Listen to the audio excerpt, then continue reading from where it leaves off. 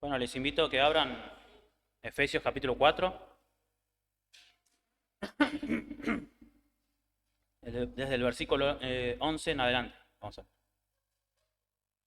Especialmente los que me interesan son el 12 hasta el 14, o el 12 hasta el 13.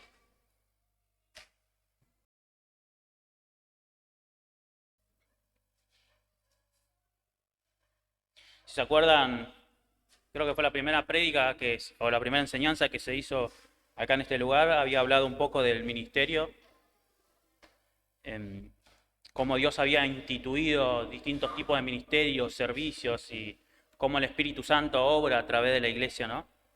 Para la edificación del cuerpo. Y hoy quería continuar un poquito con ese tema.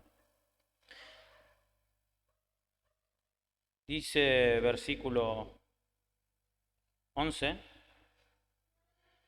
y él dio a algunos el ser apóstoles, a otros profetas, a otros evangelistas, a otros pastores y maestros, a fin de capacitar a los santos para la obra del ministerio, para la edificación del cuerpo de Cristo, hasta que todos lleguemos a la unidad de la fe y del conocimiento del pleno del Hijo de Dios, a la condición de un hombre maduro, a la medida de la estatura de la plenitud de Cristo, para que ya no seamos niños sacudidos por las olas y llevados de aquí para allá por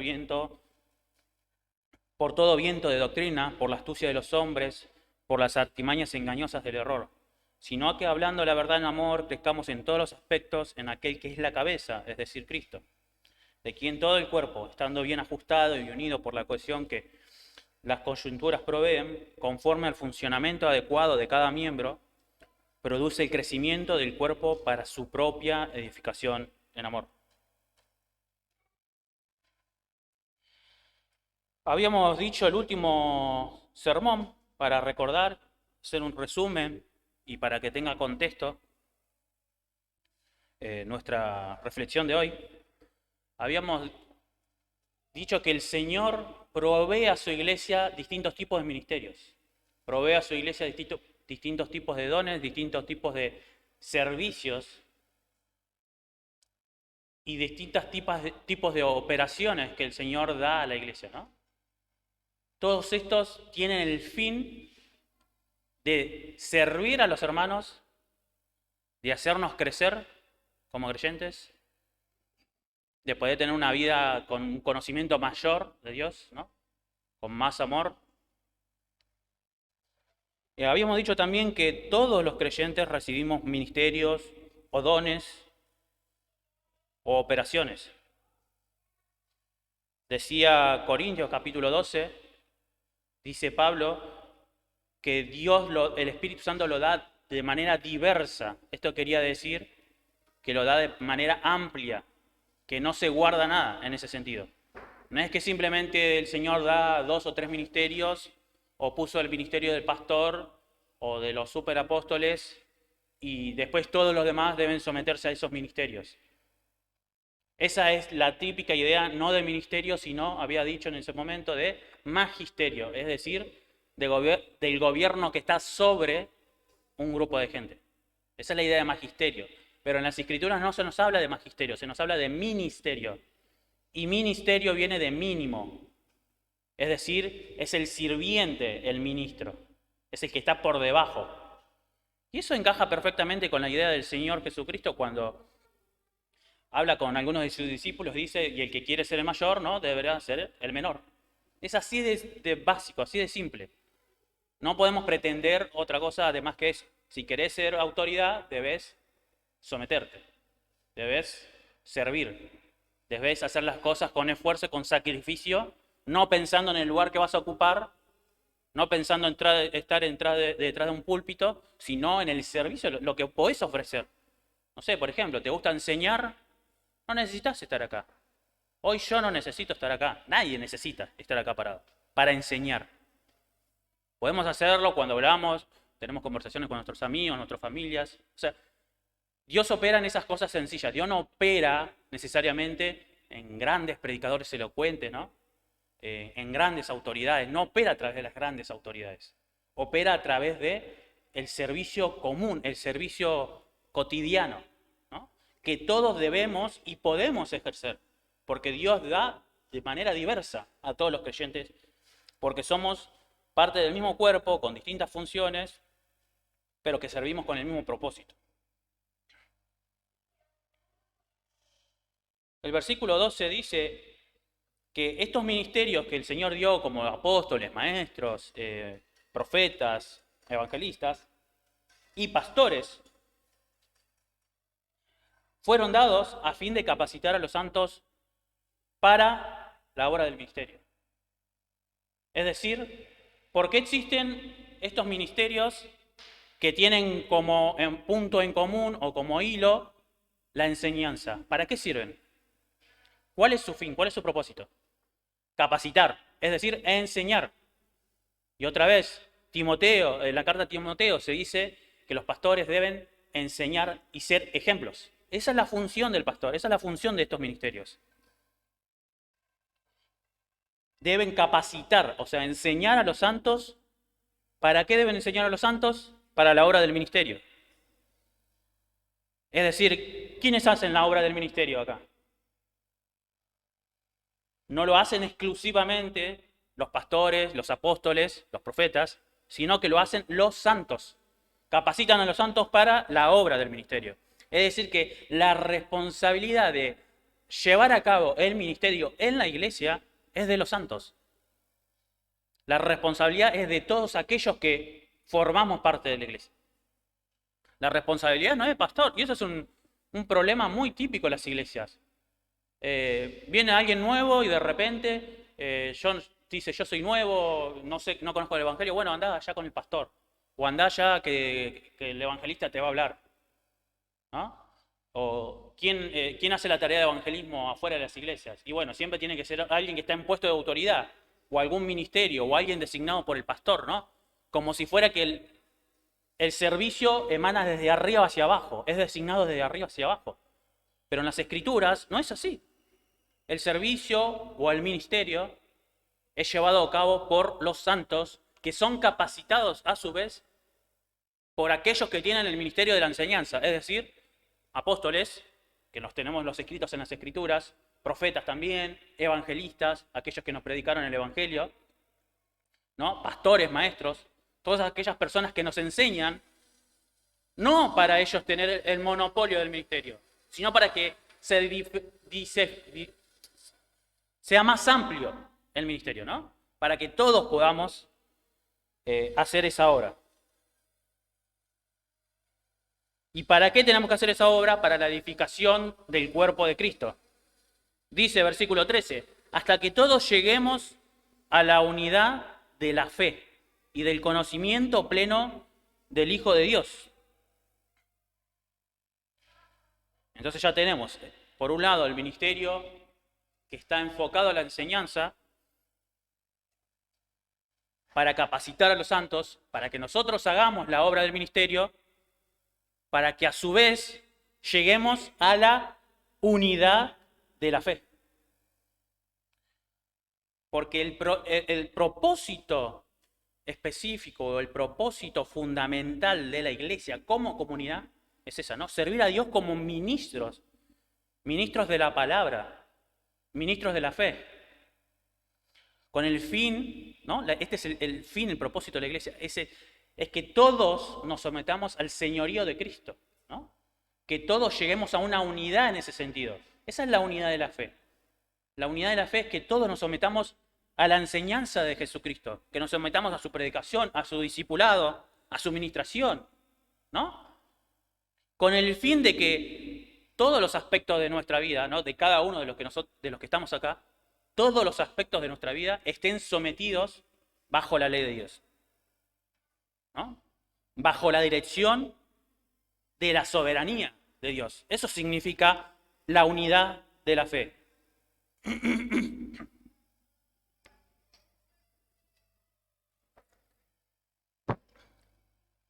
Si me acompañan en Romanos capítulo 12.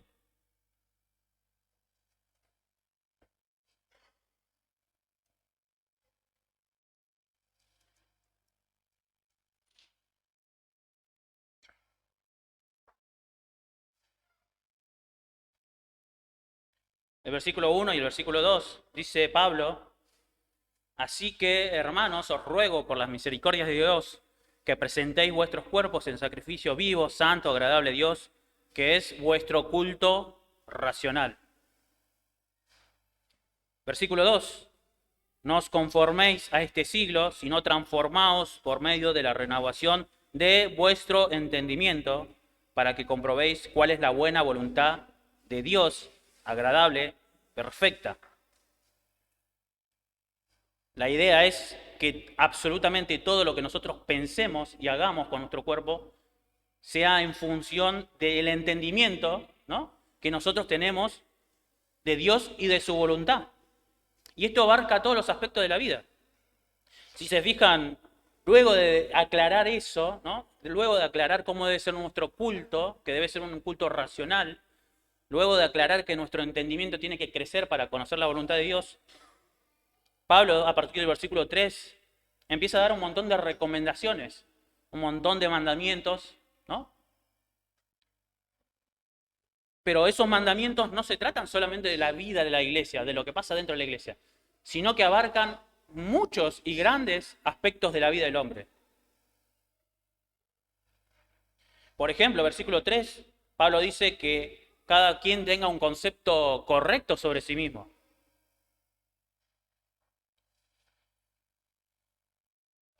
Versículo 6 también nos enseña que tenemos distintos dones, ¿no?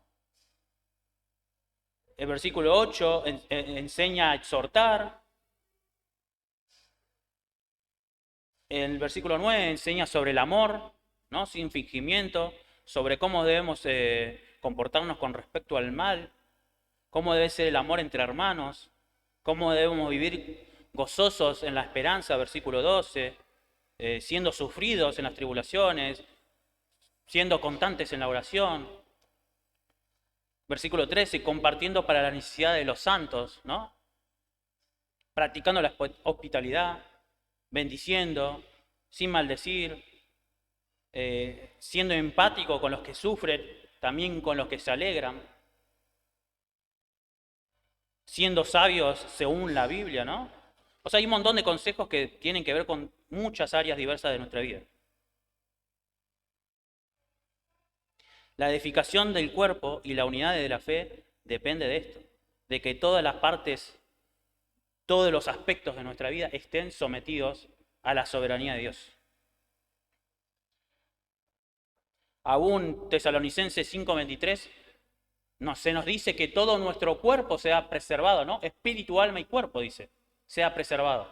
Es decir, que no solamente la integridad de la vida debe estar sometida a la voluntad de Dios, sino que la integridad de lo que nosotros somos debe estar sometido a la soberanía de Dios.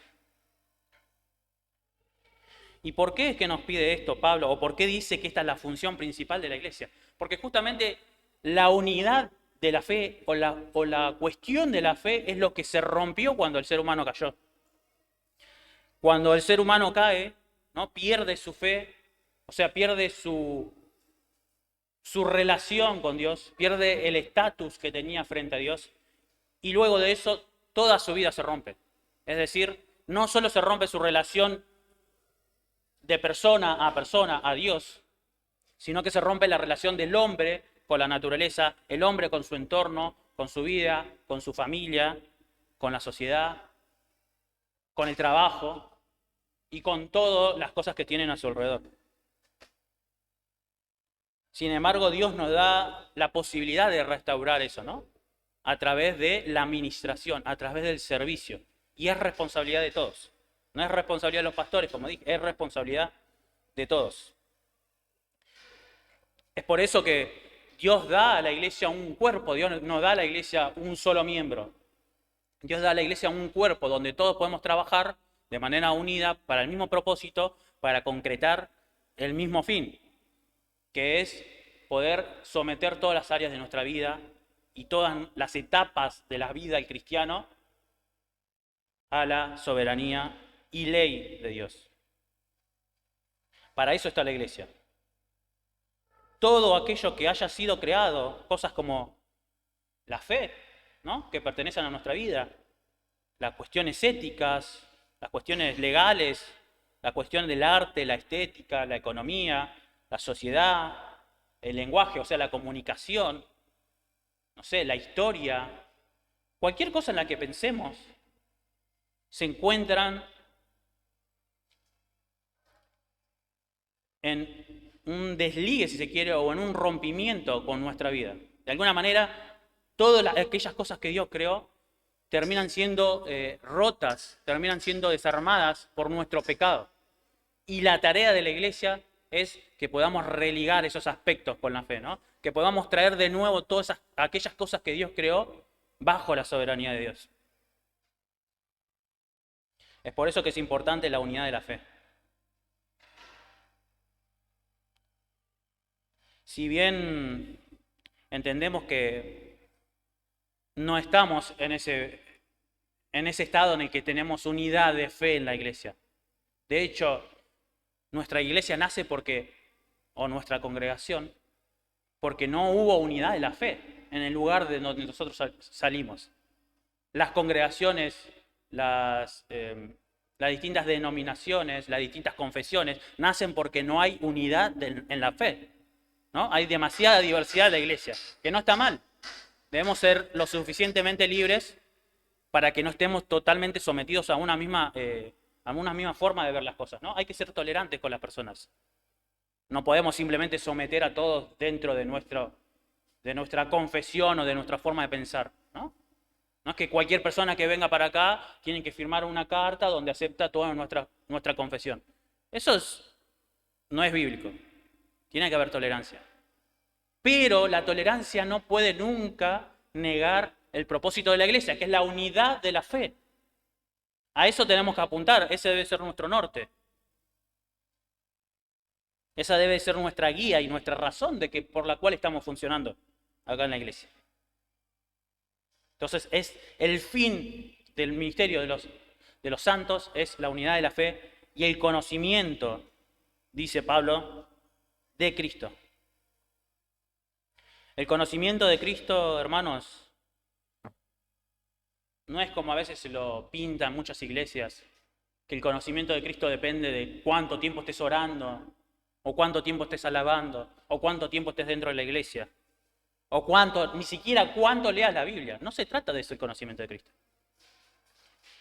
El conocimiento de Cristo no es solamente teórico, el conocimiento de Cristo no es algo místico que yo recibo cuando oro mucho. El conocimiento de Cristo, si bien tiene esas cosas, pero no es solo eso.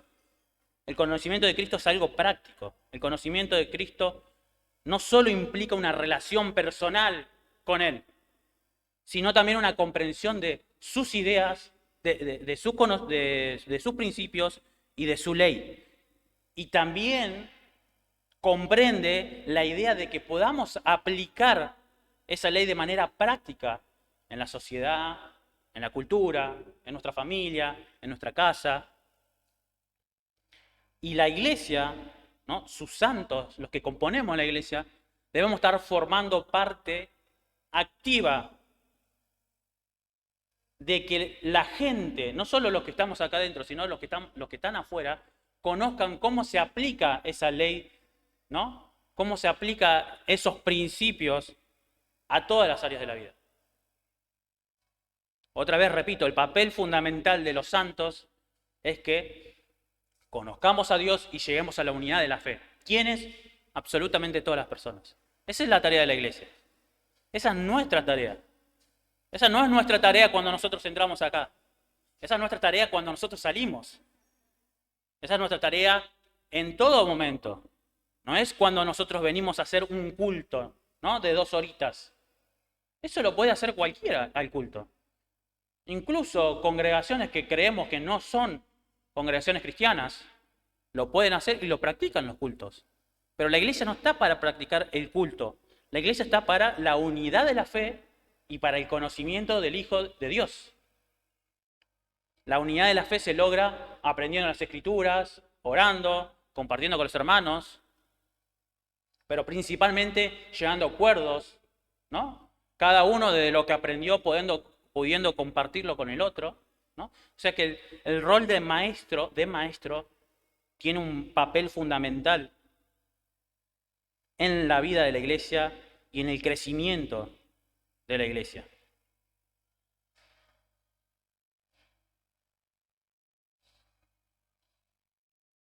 Segunda de Pedro, capítulo 1, del versículo 2 y el versículo 3. Hay algo que me pareció interesante acá, hablando del conocimiento, ¿no? de Dios. Fíjense cómo para Pedro el conocimiento el conocimiento de Cristo no es algo que obtenemos mediante la oración, en una especie de conexión mística con Dios, ¿no? De sentimientos, no tiene nada que ver con eso el conocimiento. Segunda de Pedro, capítulo 1, versículo 2, dice: gracia y paz les sean multiplicadas en el conocimiento de Dios y de nuestro Señor Jesucristo. Primero, el conocimiento de Dios y del Señor Jesucristo nos trae gracia y nos trae paz, ¿no? Es lo básico que todas las personas reciben cuando conocen el Evangelio. Es decir, que en estas primeras palabras de Pedro, el conocimiento básicamente es algo que te trae gracia y te trae paz. Es decir, que el conocimiento es el conocimiento del Evangelio, es el conocimiento de la obra de Jesús. Y sigue Pedro: